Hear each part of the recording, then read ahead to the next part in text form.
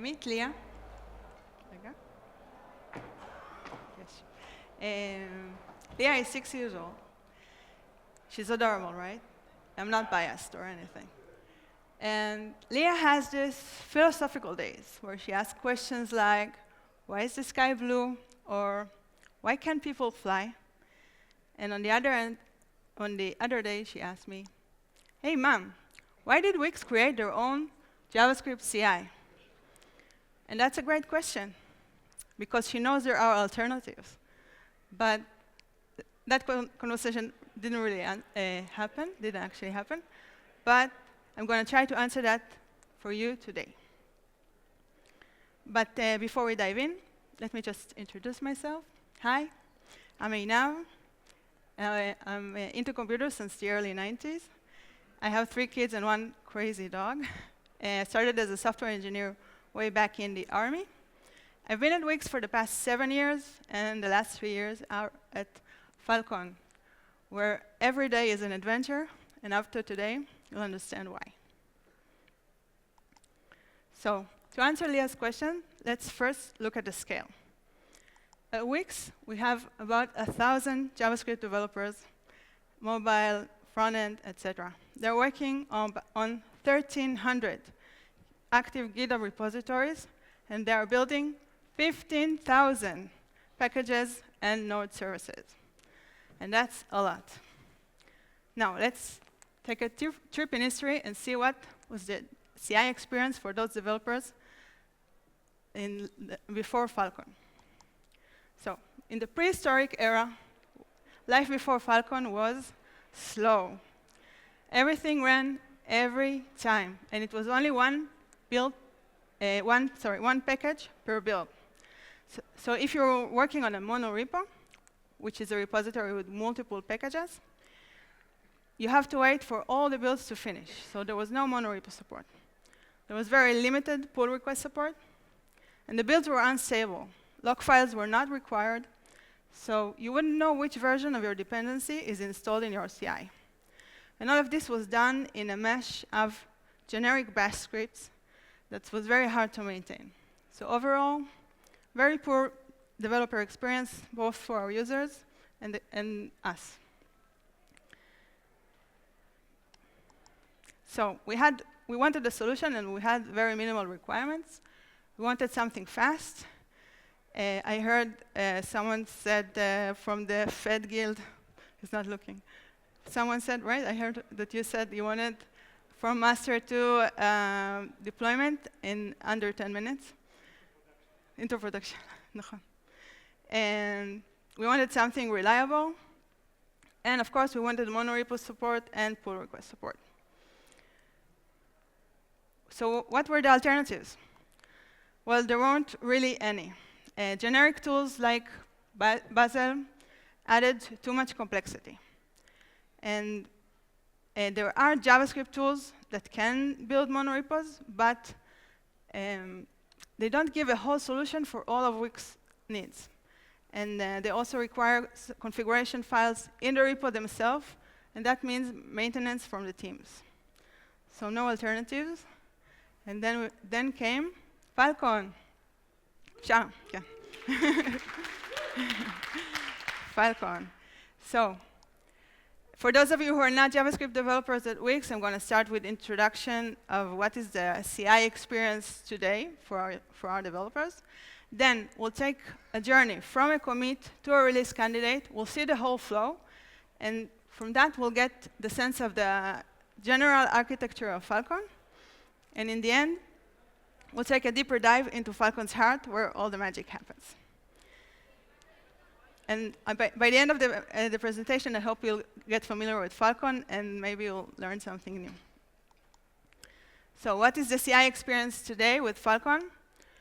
We have optimized build flow for all pull requests and master changes. This means full pull request support. We support NPM packages, static web assets, Docker images, and more. And Falcon builds monorepos with almost no configuration. Falcon requires log files. This makes our build reproducible. And this is important. This is what allows us to have a success rate for master builds of 80% in under 5 minutes in average. And we're going to dig into that a little bit later. We also give a detailed build report for a fast feedback loop. And finally, and most important in my opinion, at Wix, we have release previews. And this is a very unique dev experience at Wix for every package and every pull request. And this means that our developers can view their changes in a production environment even before they merge to master, and even before they deploy it. Now, I don't see any mouse drop, but because you're all internal developers and you know that, but for the millions out there that is going to watch this presentation, this is amazing, right? I'm going to show an example now. So, developed by the amazing DevTools group, they developed a Chrome extension that uses the assets uploaded by Falcon through during the build process. And our developers can go to any Wix site, open the Chrome extension, see their package list, and from the package list, they can choose every version they want, and either release candidate or pull request. Let's see that. So they're in wix.com. They can see their package and choose from the list either pull request or release candidate. And this also works for node services. The Chrome extension uploads a deploy preview pod and redirects API calls from the website to the deploy preview. OK, so we've seen the CI experience today for our developers. Now let's see the architecture in the flow from a commit to a release candidate. So our flow starts with you, our developers. You push your code to GitHub. GitHub, in turn, emits an event that is caught by Falcon triggering service. This is a Node.js service that listens to events from GitHub and decides whether or not to trigger a build. And you might wonder, why shouldn't a build be triggered? Well, first of all, not all projects in our organization are built by Falcon. So we first need to filter that out. Next, we're deduping. We want to protect ourselves from triggering another build for the same commit. And there are more reasons. But once the triggering service decides we need to trigger a build, we actually queue a build in our build server, TeamCity. A build server is in charge of assigning builds to agents, and it usually has a nice UI, strike that, a UI, to see your builds and their status. So we said TeamCity triggers build on our build agents, which are spot instances on AWS. And they have a very short lifecycle. They are spawned with our customized Docker image, with everything needed for a build to start. NPM CLI, Node version manager, and so on. They are assigned a build by TeamCity. We run relevant Git commands like cloning the repo. For pull request, we check out the branch, we merge with master, we run the full build flow, and then the agent dies. It terminates. And this means that every build is run on a fresh environment in isolation. But how many agents do we have? We don't want to keep agents up all the time because that would be a waste. But we do want some agents ready to be assigned so our builds won't wait in the queue while the agent is being warmed up. So we are using the CI autoscaler. This is a CADA operator that, according to metrics, it asks the server, the build server, how many agents are running, how many builds are in queue. And according to that, it spawns 20% extra from our current load, extra agents. And it uses this simple formula to calculate that. And no, you don't need to memorize it.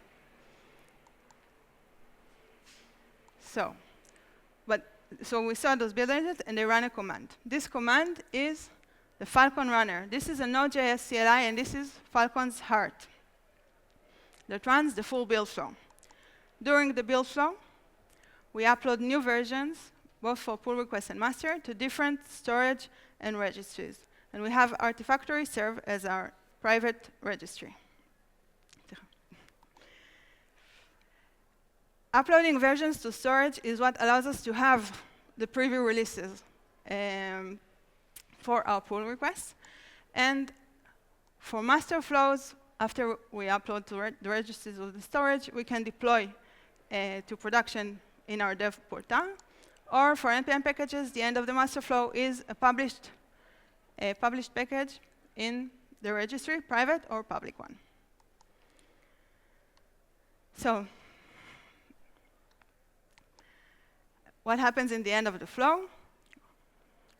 The runner uploads back the results back to GitHub and the status checks. And we also have a detailed build report in the build server for a fast feedback loop the whole time of the build process. And now you see, this is our architecture. These are all the moving parts.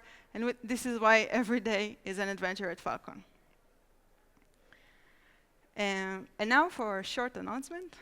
Short break for an announcement. At DevX, we are currently working on integrating our build report to Dev Portal. This means the Dev Portal will get a shiny new build report for your builds, and you'll have Dev Portal as your one-stop shop, both for your CD and your CI needs. וכל הכבוד לצוות שעובד על זה.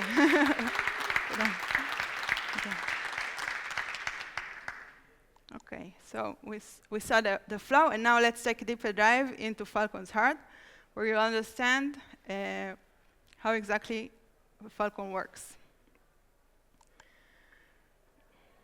So we saw Falcon Runner in the architecture, and now we know it's a Node.js CLI that runs in the build agents with a repo and a commit, but what exactly does it do? It does this.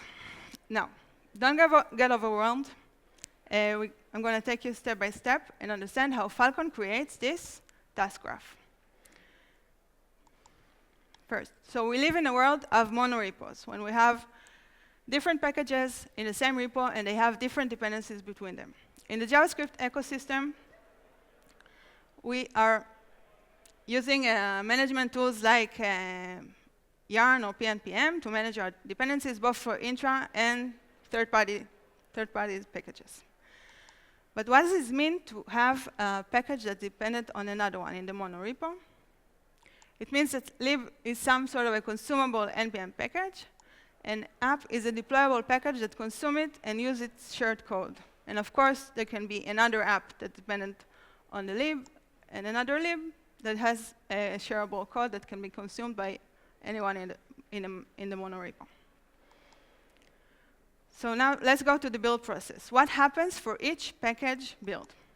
We install third-party dependencies. We run the build script. We run tests, lint, unit tests, end-to-end tests. At Falcon, we call them validations.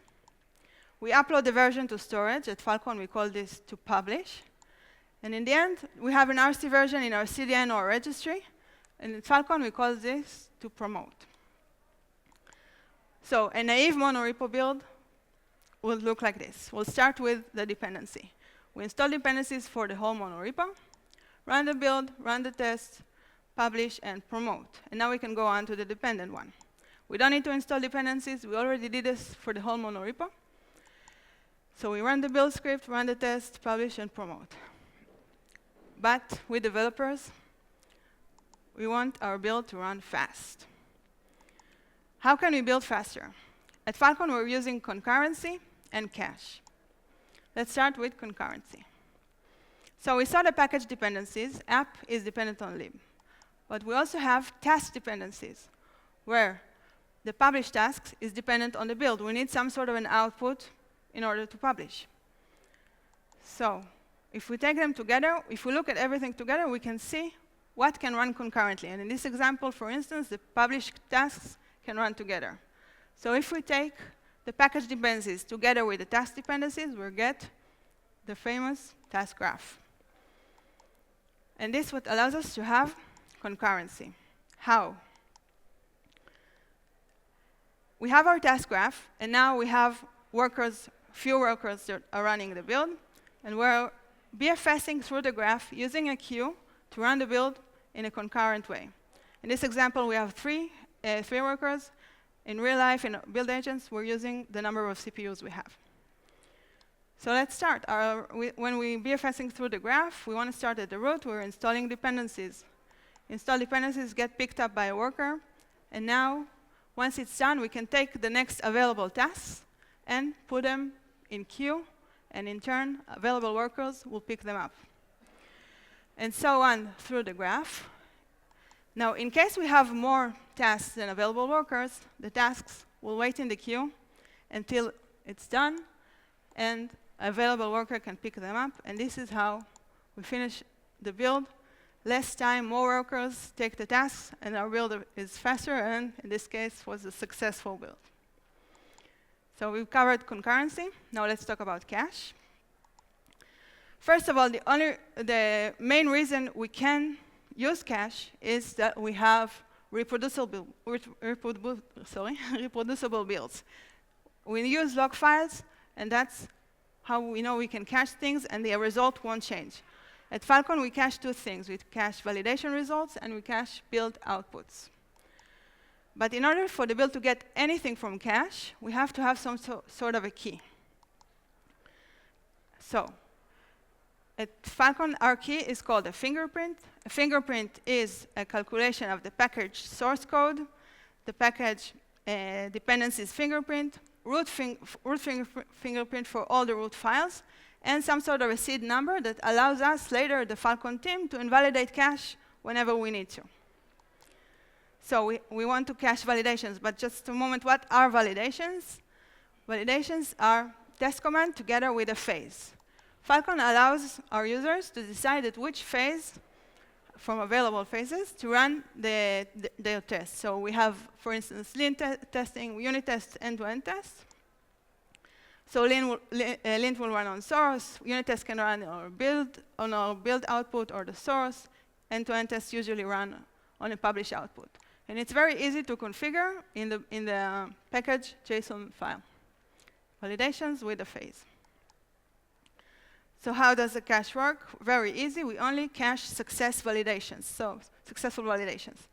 So if a pull request have two validations, if one of them was successful and the other one failed, just the successful validation will go onto cache, and the next build, only the failed validations will run because the successful one will get from cache. And that's how we got a shorter PR build. And now for build output. The build output is the result. What is it? It's the result of running the script, the build script on your package. So any new files created in your build script will be compressed together to a file, and that's the file that we're going to cache. So it works pretty much the same.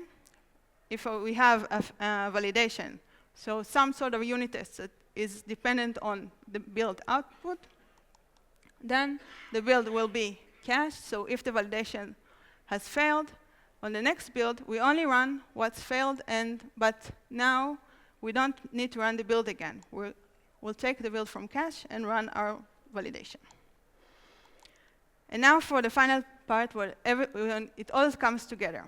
How do we get minimal master build that are 80% successful and average on under 5 minutes?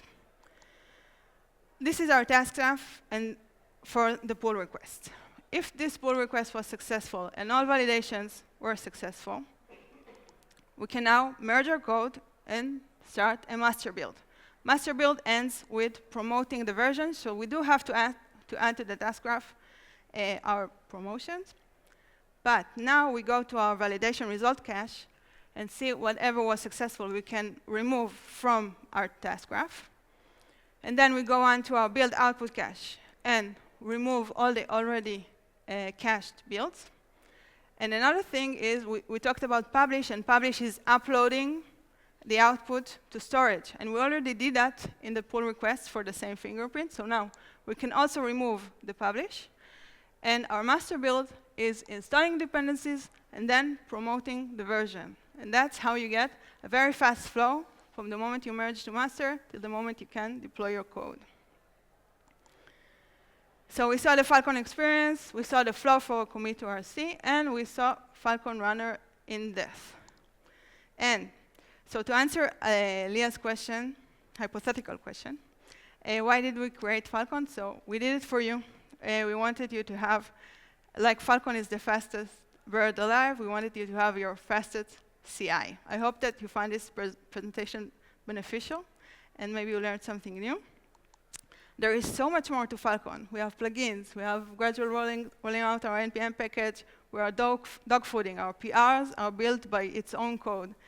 And there is so much more to do in Falcon. So if anything, if you have any more questions, or if you think this is interesting, come talk to us at the Falcon team. Thank you for flying with Falcon. Bye.